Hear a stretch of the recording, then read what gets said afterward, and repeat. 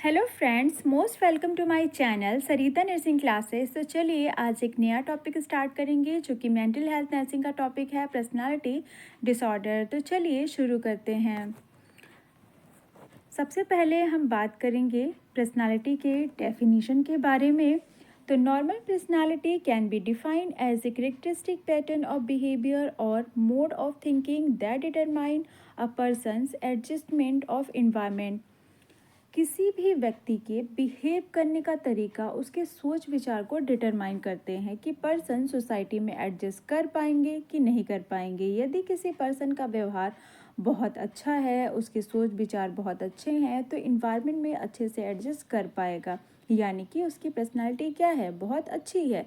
Personality जो है ये कई सारी चीज़ों पे निर्भर करती है, यानी कि डिपेंड करती है।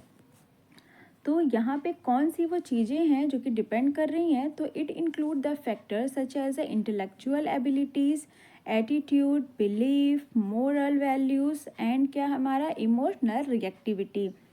जैसे कि इंटेलेक्चुअल यानी कि आपकी सोच समझ, आपकी बुद्धि, आपकी एटीट्यूड, बिलीफ, आपकी नैतिक वैल्यू एंड आपकी इमोशनल यानी आप कैसे किसी भी बात पे रिएक्ट कर रहे हैं, ये सारी चीज़ें मिलकर आपकी पर्सनालिटी को डिफाइन करती हैं।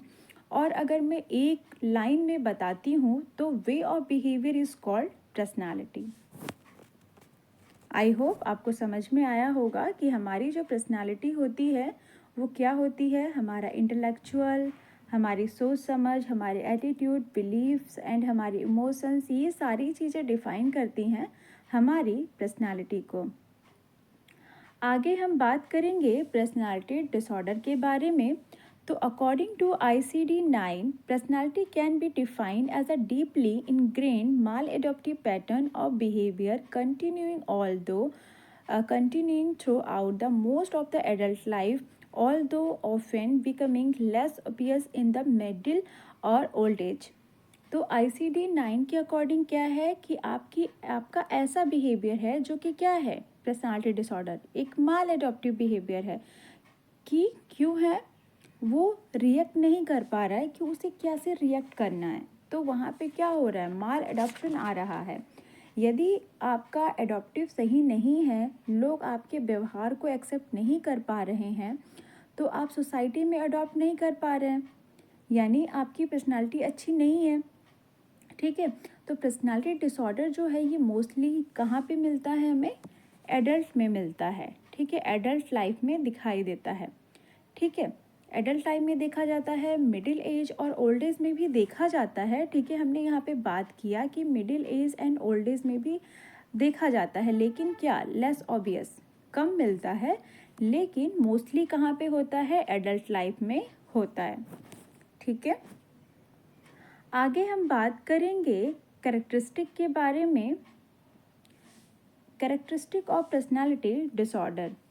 तो कैरेक्टरिस्टिक क्या क्या आ जाएगा हमारा पर्सनालिटी डिसऑर्डर में, कि हमारा जो पर्सनालिटी डिसऑर्डर है ये क्या इसमें कैरेक्टरिस्टिक पाए जा रहे हैं, it is not a mental illness. क्या बताया जा रहा है कि पर्सनालिटी डिसऑर्डर क्या है, कोई साइकिट्रिक डिसऑर्डर नहीं है, कोई मेंटल डिसऑर्डर नहीं है। ठीक है, ये क्या है, कोई भी साइकिट्रिक और मेंटल डिसऑर्डर नहीं है ये। ठीक है, एंड क्या, it is a mall adaptive behaviour. ये क्या है, ये माल एडॉप्टिव बिहेवियर है, यानी कि सोसाइटी इसके बिहेवियर को एक्सेप्ट नहीं कर पा रही है। ठीक है, हमने पढ़ा यहाँ पे फर्स्ट पॉइंट में कि it is a not a mental illness, ये कोई मेंटल इलनेस नहीं है। ये कैसा डिसऑर्डर है, ये हमारा माल एडॉप्टिव बिहेवियर है। ओके, एंड क्या थर्ड नंबर पे क्या है, it is a long lasting most of time life long problem.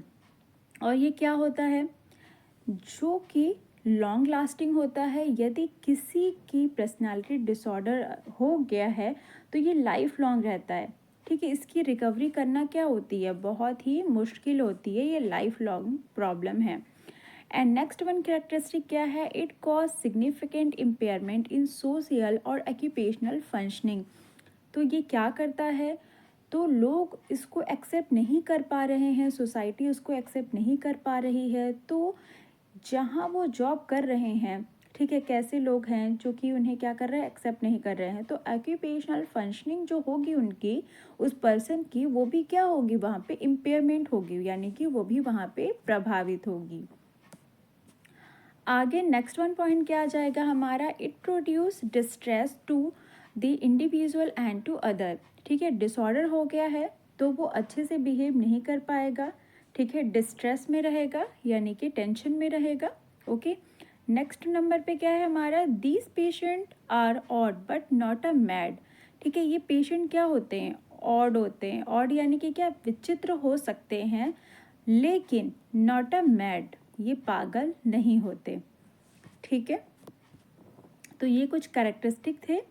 आगे हम देखेंगे इटियोलॉजी, कि कौन से ऐसे इटियोलॉजी हैं जो कि पर्सनालिटी डिसऑर्डर को अकर करते हैं। ठीक है, तो यहाँ पे फर्स्ट पॉइंट आ जाएगा हमारा बायोलॉजिकल फैक्टर, सेकंड नंबर पे आ जाएगा developmental factors, and third number पे आ जाएगा social factor, and last number पे आ जाएगा फोर्थ नंबर पे हमारा साइकोलॉजिकल स्ट्रेसर्स। तो वन बाय वन हम सारे ही फैक्टर्स को अच्छे से पढ़ेंगे।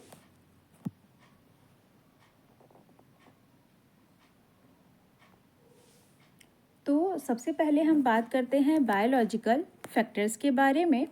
तो बायोलॉजिकल फैक्टर यानी कि क्या, जेनेटिक, है ना। तो यहाँ पे क्या हो रहा है, जेनेटिक कारण भी हो सकता है कि उनके पेरेंट में ऐसा कोई करेक्टरिस्टिक रहा हो, दैट्स वाई नेक्स्ट जनरेशन में वो ट्रांसमिट हो गया है। एंड यहाँ पे क्या मिलेगा, लो लेवल ऑफ सेरोटोनिन। ठीक है, लो लेवल ऑफ सेरोटोनिन मिल रहा है। कैसे मिल रहा है, कि यहाँ पे क्या हो रहा है, बॉडी में जो हार्मोन है वो जब डिसबैलेंस होते हैं, ठीक है, तो जैसे सेरोटोनिन का यहाँ पे नाम बताया जा रहा है। ठीक है, तो सेरोटोनिन क्या हो रहा है, लो हो रहा है, कि बॉडी में जो हार्मोन है अगर वो डिस्टर्ब हो जाते हैं तो सेरोटोनिन का जो लेवल है वो लो पाया जाता है, तो उसकी वजह से पर्सनालिटी डिसऑर्डर अकर होता है। ठीक है, एंड क्या, those with the family history of alcoholism और अदर साइकेट्रिक प्रॉब्लम, या तो फिर क्या हो, उनकी फैमिली में कोई एल्कोहलिज्म की कोई हिस्ट्री हो या कोई साइकेट्रिक प्रॉब्लम पहले से चली आ रही हो, तो मे बी वो नेक्स्ट जनरेशन में ट्रांसमिट हो जाता है। एंड क्या, specially among the people with a cluster. ठीक है, और ऐसे पर्सन जो कि क्या है, उनके पिता हैं मान लीजिए, ठीक है, लंबे समय से अल्कोहल यूज़ कर रहे हैं, तो उनके बच्चों में जो पर्सनालिटी डिसऑर्डर है वो आएगा ही आएगा, है ना। आगे हम बात करेंगे, हमारा सेकंड नंबर का जो कॉज है वो है डेवलपमेंटल फैक्टर। ठीक है, तो डेवलपमेंटल फैक्टर में हम देखेंगे early traumatic experience. Early traumatic experience कहने का मतलब यह है कि जब बर्थ हुआ तो बर्थ से लेके एडल्सन तक पहुंचते पहुंचते आप हर एक स्टेज को पार करते हैं। ठीक है, तो हर एक स्टेज को पार करते हैं तो और क्या होता है, स्टेज में अलग अलग चैलेंजेस होते हैं। ठीक है, अलग अलग चैलेंजेस मिलते जाते हैं और आप कोप अप करके आगे बढ़ते जाते हैं। यदि इस स्टेज में यानी कि डेवलपमेंटल स्टेज में कोई प्रॉब्लम हो जाए तो आपकी पर्सनालिटी क्या होगी, डिस्टर्ब होगी ही होगी। ठीक है, तो यहाँ पे क्या हो रहा है, ट्रोमैटिक एक्सपीरियंस हो रहा है कि बचपन में ही क्या हो गया, अर्ली यानी कि क्या, बचपन में ही उन्हें क्या हो गया, कोई किसी तरीके का चोट हो गया, ब्लंट इंजरी हो गई, तो मे बी वो फ्यूचर में उनकी पर्सनालिटी पे कुछ ना कुछ इफ़ेक्ट डालेगा ही डालेगा। ठीक है, एंड सेकेंड वन पॉइंट क्या है यहाँ पे, losses suffered by the attachment figure. Attachment figure कहने का मतलब यह है कि यानी मान लीजिए किसी की मदर की डेथ हो गई जब वो बच्चा छोटा था। ठीक है, तो बच्चे की पर्सनालिटी में क्या होगा, चेंजेस आएगा ही आएगा, है ना, क्योंकि माँ का जो प्यार होता है अगर वो बच्चे को नहीं मिल पा रहा है चाइल्डहुड में, जब वो उसको मिलना चाहिए था, उसे फीडिंग कराना है, उसे बहुत सारी चीज़ों की ज़रूरत होती है बचपन में जो माँ देती है। ठीक है, तो वहाँ पे अगर उसे नहीं मिलेगा तो उसकी पर्सनालिटी में चेंजेस आएगा। ठीक है, वो फील करेगा इन सारी चीज़ों को। नेक्स्ट वन क्या है, चाइल्डहुड अब्यूज़ है, सेक्सुअल अब्यूज़ है, and lack of parent care है। लैक ऑफ पेरेंट केयर यानी कि कहने का मतलब यह है कि प्रॉपर प्यार नहीं मिल पा रहा है फैमिली से जैसा कि मिलना चाहिए। ठीक है, अटैचमेंट फिगर जो है कि क्या हो गया, डेथ हो गई है, तो वहाँ पे क्या होगा, नहीं मिल पाएगा। नेक्स्ट नंबर पे हम बात करेंगे, हमारा जो थर्ड नंबर का फैक्टर है सोशियो कल्चर फैक्टर्स। तो यहाँ पे क्या हो रहा है, आइसोलेशन हो रहा है, कि वो क्या कर रहा है, आइसोलेट रहना शुरू कर देगा, ठीक है। एंड क्या होगा, लॉन्ग टर्म साइकेट्रिक प्रॉब्लम, ठीक है, और वो लॉन्ग टर्म साइकेट्रिक प्रॉब्लम से जूझ रहा है। एंड क्या, क्रोनिक इंस्टीट्यूशनलाइजेशन, ठीक है। इंस्टीट्यूशनलाइजेशन कहने का मीन्स ये है कि आपने अपने बच्चे को किसी इंस्टीट्यूशन में डाल दिए, यानी हॉस्टल में बच्चे को पढ़ने के लिए डाल दिए। तो इन्वायरमेंट बच्चे को अच्छा नहीं मिल रहा है या उसे अच्छा नहीं लग रहा है, ठीक है, अपने पेरेंट्स से दूर होके, तो वो चीज़ों को फील करेगा, अपनी पर्सनालिटी में उसको जोड़ने की कोशिश करेगा, ठीक है, और उसकी पर्सनालिटी क्या हो जाएगी, अलग हो जाएगी, ठीक है। तो इस तरीके से होता है, सोशियो कल्चरल फैक्टर प्रभाव डालता है पर्सनालिटी डेवलपमेंट में। एंड नेक्स्ट नंबर पे क्या है, lack of close family ties with promote loneliness. तो यहाँ पे क्या हो रहा है, lack of close family ties, यानी प्रॉपर प्यार नहीं मिल पाना, बाउंडेशन नहीं मिल पाना फैमिली से, तो भी पर्सनालिटी डिसऑर्डर में चेंजेस आ जाते हैं। आगे हम बात करेंगे, हमारा जो नेक्स्ट नंबर का 4th नंबर का फैक्टर है वो है साइको डायनेमिक फैक्टर्स। तो यहाँ पे क्या आ जाएगा, एंजाइटी आ जाएगी, ठीक है। एंड क्या, इंक्रीज ऑटोनोमी। इंक्रीज ऑटोनोमी का मतलब क्या है, मान लो कि कोई बच्चा है, ठीक है, उसकी यंग एज में उसके पेरेंट की डेथ हो गई, तो उसके पास बहुत सी रिस्पॉन्सिबिलिटीज़ आ गई है ना, कि उसके पास माँ बाप नहीं है, तो उसके पास क्या हुआ, बहुत सारी रिस्पॉन्सिबिलिटी आ गई। तो वो हर एक रिस्पॉन्सिबिलिटी का डिसीज़न उसे खुद ने ही लेना है, सब कुछ उसे खुद ने ही करना है। यदि वो सही डिसीज़न ले पाया तो अच्छा इंसान बन जाएगा, और यदि वह गलत डिसीज़न लेगा किसी चीज़ में, तो उसकी जो पर्सनालिटी होगी वो क्या करेगी, प्रॉब्लम क्रिएट करेगी, ठीक है, वहाँ पे बांधा जो है उसको लाएगी। एंड नेक्स्ट नंबर पे क्या है हमारा, सेपरेशन है, एंड लैक ऑफ कोपिंग है, एंड अबाउंडमेंट है। अबाउंडमेंट यानी कि क्या, ये भी सेपरेशन की तरह ही है, ठीक है। And dependency ETC। आगे हम बात करेंगे हमारा क्लासिफिकेशन ऑफ पर्सनालिटी डिसऑर्डर के बारे में। तो ये जो हमारा क्लासिफिकेशन है ये बहुत ही इंपॉर्टेंट क्लासिफिकेशन है। In DSM-4 personality disorder are coded on axis second and have been divided into the 3 cluster. हमारा जो क्लासिफिकेशन है ये 3 क्लस्टर्स में डिवाइडेड है, ठीक है, यानी कि 3 भागों में बटा हुआ है, cluster A, cluster B, cluster C। तो इन 3 क्लस्टर में अलग अलग तरीके के पर्सनालिटी डिसऑर्डर होते हैं। जैसे कि हमारा क्लस्टर A की अगर हम बात करें तो क्लस्टर A में 3 प्रकार के पर्सनालिटी डिसऑर्डर होते हैं, क्लस्टर B में 4 प्रकार के पर्सनालिटी डिसऑर्डर होते हैं, एंड क्लस्टर C में 3 प्रकार के जो है पर्सनालिटी डिसऑर्डर होते हैं। यानी टोटल 10 प्रकार के पर्सनालिटी डिसऑर्डर हैं। इनको हम अच्छे से पढ़ेंगे, बस आप ध्यान से सुनते चले जाओ, समझ में तो आपने आना ही है, ठीक है। तो सबसे पहले हम बात करेंगे हमारा क्लस्टर A, ठीक है, जो कि क्या है, ऑड एंड एसेंट्रिक है, ठीक है। इसमें आ जाता है हमारा पैरानॉइड पर्सनालिटी डिसऑर्डर, ठीक है। क्लस्टर A इसमें आ जाता है हमारा पैरानॉइड पर्सनालिटी डिसऑर्डर, ठीक है। तो इसमें क्या होता है कि पेशेंट जो है वो कैसा रहेगा, पैरानॉइड टाइप का रहता है, यानी कि डिस्ट्रेस टाइप का रहता है। Paranoid personality disorder is a more prevalent in male than female. तो जो पेशेंट होगा पैरानॉइड पर्सनालिटी डिसऑर्डर वाला, वो क्या होगा, उसको डिस्ट्रस्ट रहेगा। डिस्ट्रस्ट होना यानी कि क्या, उसे किसी पे भी भरोसा नहीं रहेगा, ठीक है। एंड क्या होगा कि वो क्या करेगा, इवन उसे अपने माता पिता पे भी विश्वास नहीं होगा, ठीक है। उसको कैसा लगेगा, सस्पिशियस लगेगा, ठीक है। सस्पिशियस लगना यानी कि क्या होना, डाउट में रहेगा कि सामने वाला जो पर्सन कह रहा है क्या वो सही कह रहा है, ठीक है। इस तरीके से वो यहाँ पे बिहेव करता है। एंड क्या, person with the disorder search for the hidden meaning and hostile intention is everything other से और डू। तो यहाँ पे क्या होगा, वो हमेशा हिडन मीनिंग यानी कि क्या, उन्हें लग रहा है कि वो उससे कुछ छुपा रहे हैं, ठीक है, कुछ गड़बड़ हो रहा है, तो वो क्या करेगा, हिडन मीनिंग को निकालना चाहता है, यहाँ पे देखना चाहता है। सी दिस डायग्राम, आप यहाँ पे देख सकते हैं कि जो पर्सन है वो क्या कर रहा है यहाँ पे, मतलब कि वो देख रहा है कि मुझसे जो है कुछ छुपाया जा रहा है ना। तो यहाँ पे हम आगे देखेंगे कुछ कैरेक्टरिस्टिक,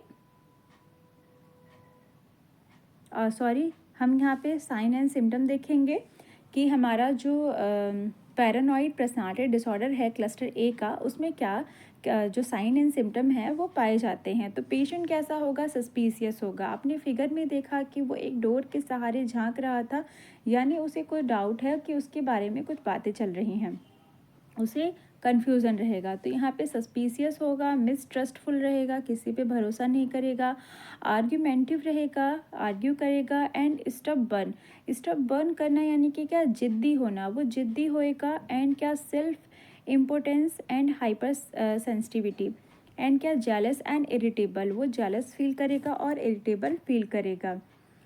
अब हम बात करेंगे हमारा क्लस्टर ए में जो सेकंड क्लासिफिकेशन है, जो सेकंड टाइप है, वो है सिजॉइड पर्सनालिटी डिसऑर्डर। तो इसमें क्या आ जाएगा, schizoid personality disorder is a characteristic by detachment and social withdrawal. तो यहाँ पे क्या हो रहा है हमारा, इस डिसऑर्डर में सोशल जो है वो विड्रॉल होता है।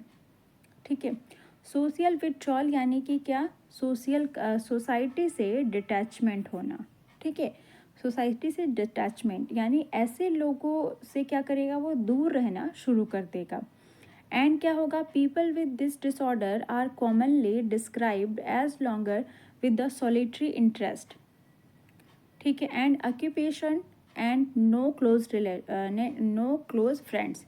तो यहाँ पे क्या होगा, उनको सॉलिटरी इंटरेस्ट होगा। सॉलिटरी इंटरेस्ट रहने का कहने का मतलब यह है कि वो अकेले रहना पसंद करेगा। ठीक है, एंड क्या, typically they maintain a social distance even from family members and seem unconcerned about other. तो यहाँ पे क्या होगा कि फैमिली से भी दूर रहते हैं ऐसे लोग, और अलग रहते हैं, एंड खुश रहते हैं। पता नहीं चल पाता है कि ये खुश हैं या कैसे हैं। आप यहाँ पे देख सकते हैं कि एक अलोन पर्सन है, वो अकेला है जंगल में, हमें नहीं पता कि वो खुश है, दुखी है, लेकिन वो अलोन है। सिजॉइड पर्सनालिटी डिसऑर्डर वाले पर्सन, ठीक है, ये कैसे होते हैं, सोशल विड्रॉल वाले होते हैं, सोसाइटी से इनका डिटैचमेंट होता है। ठीक है, एंड ये सॉलिटरी रहना पसंद करते हैं। सॉलिटरी कहने का मतलब क्या है कि ये अकेले जो है रहना पसंद करते हैं। अब हम आगे बात करेंगे साइन एंड सिम्टम के बारे में कि यहाँ पे हमारा क्या साइन एंड सिम्टम देखने को मिलेगा। तो साइन एंड सिम्टम की बात करते हैं। सबसे पहले आता है यहाँ पे इमोशनली कोल्ड। ऐसे पर्सन क्या होते हैं, इमोशनली कोल्ड होते हैं, यानी इनमें कोई भी काइंडनेस या दया का जो भाव होता है वो नहीं पाया जाता है। ठीक है, एंड क्या होता है, ह्यूमरलेस लूफ। ह्यूमरलेस लूफ कहने का मतलब क्या है यहाँ पे कि वो कैसे होते हैं, इनमें कोई भी हंसी मजाक या तो कोई भी खुश मिजाज का कोई भी चांस नहीं होता है। ठीक है, एंड इंट्रोस्पेक्टिव होते हैं, कोई डिज़ायर नहीं होती, कोई इन्जॉयमेंट, कोई रिलेशनशिप मेंटेन नहीं करना चाहते, and inability to experience pleasure. ठीक है, आगे हम बात करेंगे हमारा क्लस्टर ए का जो थर्ड क्लासिफिकेशन है, वो है सीजोटाइपल डिसऑर्डर। तो this disorder is a marked by the odd thinking and behaviour, a pervasive pattern of social and the interpersonal deficit and acute discomfort with others. तो इसमें क्या हो रहा है, सीजोटाइपल डिसऑर्डर में इसमें क्या होता है कि ये ऑड थिंकिंग प्रेजेंट करते हैं। ऑड थिंकिंग एंड बिहेवियर यानी कि क्या, इनकी जो थिंकिंग होती है वो विचित्र होती है और उससे अलग होती है। ठीक है, और ये कैसे डिफ्रेंशिएट करते हैं अपने आप को, जो है वो अलग थलग करते हैं कि वो बोलेंगे हमें कि मैं ऐसा कर दूंगा, मैं वैसा कर दूंगा। ठीक है, जस्ट लाइक एक बाबा। ठीक है, ये एक मैजिकल बातें करते हैं कि मैं सब कुछ कर सकता हूँ, मैं दुनिया बदल सकता हूँ, इस तरीके से वो यहाँ पे बातें करते हैं। आगे हम बात करेंगे सीजोटाइपल के साइन एंड सिम्टम के बारे में कि हमें क्या साइन एंड सिम्टम यहाँ पे देखने को मिलेगा। तो सबसे पहले सिम्टम्स में आता है हमारा ऑड बिलीफ और मैजिकल थिंकिंग। ये कैसे होते हैं? विचित्र होते हैं और मैजिकल थिंकिंग वाले होते हैं, यानी कि ये बहुत ही बड़ी बड़ी बातें करते हैं। एंड ये सोशल विड्रॉवल वाले होते हैं, लोगों से अलग रहना पसंद करते हैं। Odd and eccentric reticular behaviour होता है इनका। लैक ऑफ क्लोज रिलेशनशिप, ये किसी के साथ रहना पसंद नहीं करते। सोशल आइसोलेशन होता है इनमें। And not fitting casually with the other, ये किसी के साथ भी मिलना जुलना या तो फिट नहीं हो पाते हैं। ठीक है, अब आगे हम बात करेंगे हमारा जो सेकंड नंबर का टाइप था क्लस्टर बी। ठीक है, क्लासिफिकेशन में वो क्या था? ड्रामेटिक इमोशनल इरेक्टिव क्लस्टर बी। अब इसमें आ जाता है हमारा एंटी सोशल पर्सनालिटी डिसऑर्डर। नाम से ही समझ में आ रहा है, anti social personality disorder. Antisocial personality disorder is characterized by the chronic antisocial behavior that violate others' rights or social norms, which predispose the affected person or to the criminal behavior. तो यहाँ पे क्या हो रहा है, नाम से ही हम समझ ले रहे हैं कि एंटी सोशल यानी कि क्या बिहेवियर जो होगा उसका कैसा होगा? क्रिमिनल बिहेवियर होगा, यानी कि वायलेंट होगा। ठीक है, लोगों को मारना पीटना, नेगेटिव बिहेवियर प्रेजेंट करना, ठीक है, एंटी सोशल बिहेवियर में। ओके, और अगर हम इसके क्लासिफिकेशन की अगर हम इसके सिम्टम की बात करें तो सिम्टम में हमें क्या क्या सिम्टम मिलेगा? साइन एंड सिम्टम में तो failure to sustain the relationship, ये क्या करते हैं? रिलेशनशिप मेंटेन नहीं कर पाते। इम्पल्सिव एक्शन होता है इनका। लो टॉलरेंस ऑफ फ्रस्ट्रेशन होता है। ठीक है, टेंडेंसी टू कॉज वायलेंस। ठीक है, एंड लैक ऑफ गिल्ट, कोई गिल्ट नहीं है। And inability to maintain close personal and sexual relationship. ठीक है, ये अनेबल होते हैं, इनमें एबिलिटी नहीं होती कि ये पर्सनल एंड सेक्सुअल रिलेशनशिप जो है वो मेंटेन करके रख पाएँ। अब हम बात करेंगे क्लस्टर बी के सेकंड पार्ट की, यानी कि सेकंड टाइप की। तो यहाँ पे हिस्ट्रियोनिक पर्सनालिटी डिसऑर्डर आ जाता है। Patient with disorder is करेक्टरिस्टिकली have a pervasive pattern of excessive emotionally and attention seeking behavior and are drawn to momentary excitement and fleeting adventure। तो हिस्ट्रियोनिक पर्सनालिटी डिसऑर्डर ये mainly females में देखने को मिलता है। इसमें क्या होता है कि हमारा जो पेशेंट होता है, यानी हमारी जो पेशेंट होती है, उनमें सीकिंग जो अटेंशन बिहेवियर होता है वो मोस्टली फीमेल्स में देखने को मिलता है। ठीक है, और जब ये बिहेवियर जो है सीकिंग अटेंशन बिहेवियर या अटेंशन सीकिंग बिहेवियर जब ये ज़्यादा हो जाता है वुमेंस में, तो ये किस में कन्वर्ट हो जाता है? हिस्ट्रियोनिक पर्सनालिटी डिसऑर्डर में ये कन्वर्ट हो जाता है। ठीक है, आगे क्या है यहाँ पे हमारा? People with this disorder use to be centre of attention all at all time.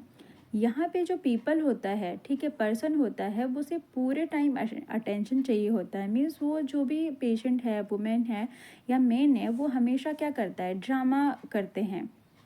ठीक है, अपने को फ्रंट में रखते हैं, अपने को सुपीरियर दिखाते हैं। आगे हम बात करेंगे कि क्या साइन एंड सिम्टम पाया जाता है हिस्ट्रियोनिक पर्सनालिटी डिसऑर्डर में। तो यहाँ पे आता है हमारा ड्रामेटिक इमोशनली, यानी कि emotional blackmail, angry, scam and क्या डेमोन्स्ट्रेटिव सुसाइडल अटैम्प्ट। तो यहाँ पे हमें क्या मिलता है? डेमोन्स्ट्रेटिव सुसाइडल अटैम्प्ट मिलता है। ब्लैकमेल करते हैं लोग, ठीक है, एंगर करते हैं, स्कैम करते हैं हिस्ट्रियोनिक पर्सनालिटी डिसऑर्डर में। एंड क्या होता है? अटेंशन सीकिंग बिहेवियर तो हमें मिल ही रहा है हिस्ट्रियोनिक पर्सनालिटी डिसऑर्डर में। एंड क्या हो रहा है यहाँ पे? Lack of consideration for other. ठीक है, दूसरों के लिए कोई भी कंसिडरेशन नहीं होता है इनके मन में। And self dramatisation.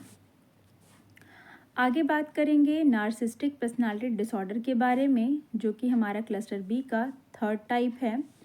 Patient with narcissistic personality disorder is a self-centered, self-absorbed and lacking in empathy for others। तो यहाँ पे जो लोग सेल्फिश होते हैं, अपने काम से मतलब रखते हैं, काम होगा तो आपके पास आकर प्यार से बात करेंगे, अपना काम करवाएंगे और निकल जाएंगे।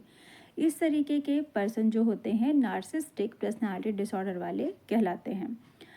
He typically takes advantage of people to achieve his own ends and use them without regard to their feelings। और क्या होता है? और कोई भी रिगार्ड जो है वो नहीं देते हैं, यानी कि सेल्फ से उन्हें जो होता है मतलब होता है, और कोई भी किसी से भी लेना देना नहीं होता है उन्हें, ठीक है। तो इस तरीके का जो है उनमें कैरेक्टरिस्टिक पाया जाता है। आगे हम बात करेंगे नार्सिसिस्टिक डिसऑर्डर वाले पर्सन में क्या साइन एंड सिम्टम मिलेगा। तो क्या साइन एंड सिम्टम मिलेगा, अटेंशन सीकिंग मिलेगा, ठीक है। उन्हें सिर्फ जो है अपने आप को फ्रंट में रखना है, अटेंशन चाहिए उन्हें। एंड क्या ड्रामेटिक बिहेवियर होता है उनका, unable to face criticism, lack of empathy, arrogant type के होते हैं, एंड एक्सप्लॉयटेटिव बिहेवियर वाले होते हैं।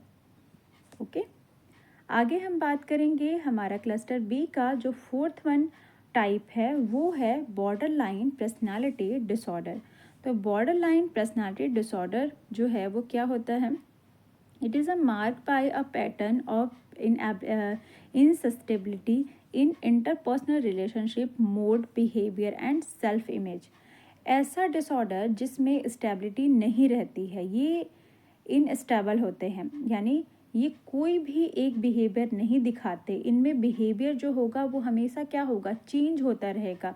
जैसे कभी बिहेव अच्छे से करेंगे, कभी जो है वो अपने आप को ही यहाँ पे प्रेजेंट करेंगे। जैसे नार्सिसिस्टिक में क्या था कि जो है वो कैसे बिहेव कर रहे थे, सेल्फिश थे, उनका काम हो गया वो आपको बाय बोल देंगे। एंड हिस्ट्रियोनिक पर्सनालिटी में क्या हो रहा था कि वो कैसा बिहेवियर था कि वो अपने आप को ही यहाँ पे अटेंशन देते हैं। तो ये सारा मिला जुला के बॉर्डर लाइन पे रहते हैं, ठीक है। बॉर्डर लाइन यानी कि क्या, एक किनारे पे रहते हैं। अगर उन्हें जहाँ से फ़ायदा मिलेगा वो वहाँ से आप अपना फ़ायदा ले लेंगे, ठीक है। तो ये होता है हमारा बॉर्डर लाइन पर्सनालिटी डिसऑर्डर। अब हम इसमें देखते हैं हमारा जो मेन साइन सिम्टम होता है वो क्या पाया जाता है। The four main of sign and symptom are, यहाँ पे 4 मेन साइन एंड सिम्टम पाए जाते हैं, जो कि क्या है, अनस्टेबल रिलेशनशिप होता है इनमें, ठीक है। अनस्टेबल सेल्फ इमेज होती है, अनस्टेबल इमोशंस होता है, एंड इम्पल्सिविटी होती है, ठीक है। ये 4 सिम्टम मेन है, आपने याद रखना है। आगे जो है इनमें अदर साइन सिम्टम भी पाए जाते हैं। तो अदर साइन सिम्टम क्या मिलता है इनमें, lack of control of anger, and क्या होता है, रिकरेंट सुसाइडल थ्रेट और बिहेवियर, एंड क्या है, अनसर्टेनिटी अबाउट पर्सनल आइडेंटिटी। आगे हम बात करेंगे हमारे क्लासिफिकेशन में, जो 3rd नंबर का क्लासिफिकेशन था वो था क्लस्टर सी। क्लस्टर सी में 3 टाइप के क्लासिफिकेशन थे, जिसमें हमारा क्या आ जाता है फर्स्ट नंबर पे, avoidant personality disorder. People with this disorder have a low self-esteem and poor self-confidence.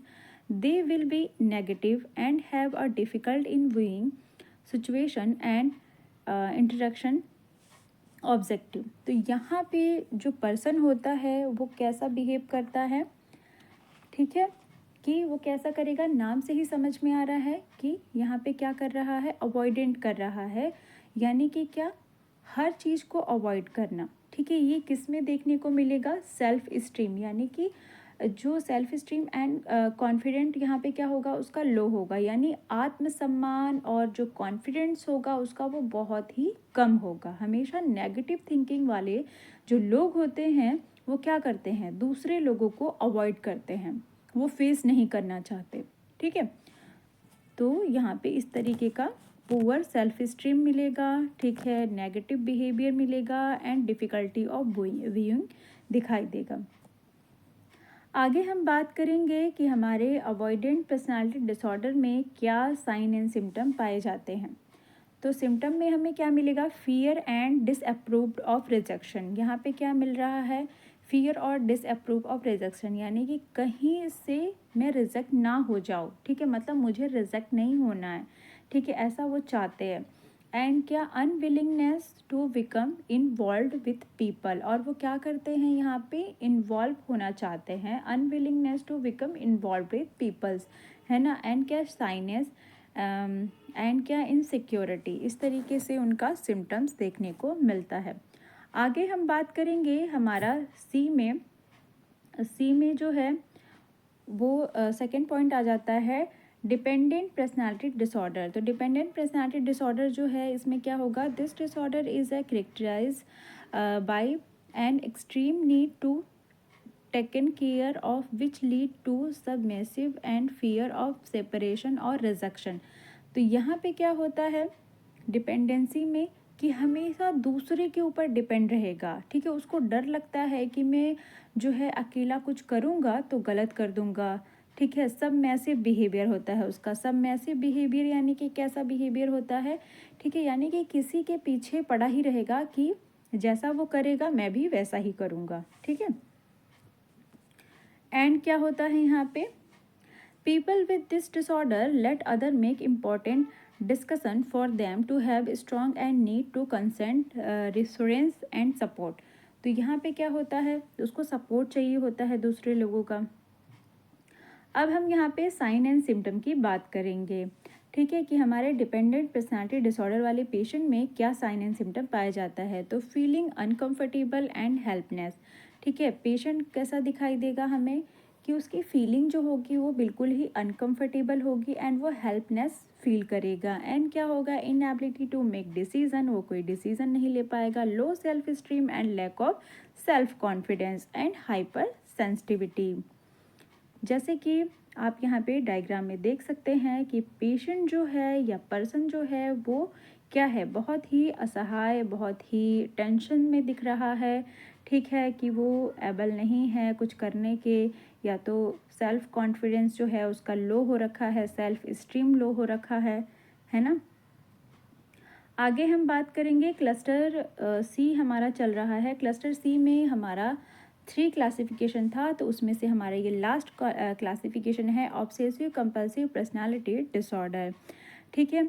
आपने इसके पहले पढ़ा होगा ओसीडी यानी ऑब्सेसिव कंपल्सिव डिसऑर्डर। उसमें पेशेंट जो है वो बार बार रिपीटेड बिहेवियर करते हैं। यहाँ पे क्या होगा, the individual place a great deal of pressure on himself and other not make a mistake. तो यहाँ पे जो पर्सन होता है वो कैसे बिहेव करता है कि कोई भी मिस्टेक ना हो जाए, उसको हमेशा एक प्रेशर रहता है कि वो मिस्टेक ना करे, ठीक, यानी कि जो भी वो चाहता है, जो भी वो करना चाहता है वो बिल्कुल परफेक्ट होना चाहिए, ठीक है। एंड क्या, believe his way of doing something it the only correct way may force himself and other to follow right moral principle. ये कोई भी राइट मोरल प्रिंसिपल है उसी पे अडिग रहेंगे, ठीक है। दूसरे को भी वही करने के लिए बोलेंगे जो कि इनको मोरल लगेगा, जो कि इनको सही लगेगा, ठीक है। आगे हम बात करेंगे ऑब्सेसिव कंपल्सिव पर्सनालिटी डिसऑर्डर के साइन एंड सिम्टम के बारे में। तो यहाँ पे साइन एंड सिम्टम में क्या मिलेगा हमें, a feeling of excessive doubt and causation. यहाँ पे क्या होगा, उसको फीलिंग आएगा, ठीक है, और डाउट होगा कि ये सही नहीं है। परफेक्शनिज्म होते हैं एंड क्या, हाई स्टैंडर्ड होते हैं, ठीक है। आप यहाँ पे देखो कि यहाँ पे परफेक्शन के लिए एक डायग्राम लिया है जिसमें ये दिखाया जा रहा है कि ये पेंसिल जो है वो एक सीक्वेंस में नहीं है, ठीक है। और ये जो पेशेंट होते हैं ऑब्सेसिव कंपल्सिव पर्सनालिटी डिसऑर्डर वाले, इनको क्या चाहिए होता है, परफेक्शनिज्म चाहिए होता है, हाई स्टैंडर्ड चाहिए होता है कि ये पेंसिल ऐसी नहीं रखी जानी चाहिए, ये पेंसिल जो है ये पूरी एक सीक्वेंस में होनी चाहिए, ठीक है। आगे हम बात करेंगे क्लासिफिकेशन के बाद हमारे मैनेजमेंट की यानी कि ट्रीटमेंट की बात करेंगे। तो हम क्या ट्रीटमेंट जो है वो प्रोवाइड कर सकते हैं। तो सबसे पहले हमारा यहाँ पे आ जाता है एंजियोलाइटिक ड्रग। एंजियोलाइटिक ड्रग में जो है ये सीवियर स्ट्रेस को ट्रीट किया जाता है, जिसमें हमारे कुछ मेडिसिन्स होते हैं। ये मेडिसिन के नेम आपने लर्न करने होंगे, जो कि है अल्प्राजोलाम, एक्टिवेन एंड लेब्रियम एंड डाइजिपाम ETC, ठीक है। आगे हमारा आता है न्यूरोलेप्टिक ड्रग आता है, ठीक है। न्यूरोलेप्टिक ड्रग जो है ये हमारे यूज़ होते हैं, it can be useful in case of paranoid and schizotypal personality disorder में, जो कि है आपका alprazolam and haloperidol and droperidol है। आगे हमारा आता है साइकोडायनेमिक ट्रीटमेंट, ठीक है। तो साइकोडायनेमिक ट्रीटमेंट में क्या है, it's also known as the insight oriented a form of talk therapy that explores and connection between a patient past experience often from childhood and current mindset, तो यहाँ पे क्या होता है, पेशेंट के जो अंदर आत्मा होती है, ठीक है, उसको क्या करते हैं, इनसाइट ओरिएंटेशन। ठीक है, इनसाइट ओरिएंटेशन का कहने का मतलब यह है कि यहाँ पे क्या करते हैं, पेशेंट की अंतरात्मा को जगाते हैं। ठीक है, उसको टॉक थेरेपी देते हैं। ठीक है, आगे आ जाता है हमारा कॉग्निटिव एंड बिहेवियर थेरेपी। अब इस कॉग्निटिव एंड बिहेवियर थेरेपी में क्या होता है, most cognitive behavioural therapy approaches address specific aspect of thought, feeling, behaviour, attitude and do not claim to treat the entire personality disorder of the person. इसमें क्या करते हैं, पेशेंट के thoughts को, उनकी फीलिंग्स को, ठीक है, उनके बिहेवियर, उनकी एटीट्यूड, ठीक है, सारी जो चीज़ें होती हैं उन सब पे ध्यान देते हैं, एक स्पेसिफिक एस्पेक्ट को ध्यान में रखकर इन सबको ठीक करते हैं। ठीक है, तो ये हमारा टॉपिक जो है पर्सनैलिटी डिसऑर्डर, ये बहुत ही इंपॉर्टेंट टॉपिक है और ये कंप्लीट होता है। ठीक है, आई होप वीडियो आपको अच्छी लगी होगी। ठीक है, वीडियो अच्छी लगी हो तो चैनल को लाइक, शेयर एंड सब्सक्राइब जरूर करें। Thanks for watching guys. Video का जो PDF है ये मेरे कमेंट बॉक्स में मिल जाएगा आपको। ठीक है, और मैं इसका जो लिंक है वो डाल दूँगी। ठीक है, थैंक्स फॉर वॉचिंग गाइस।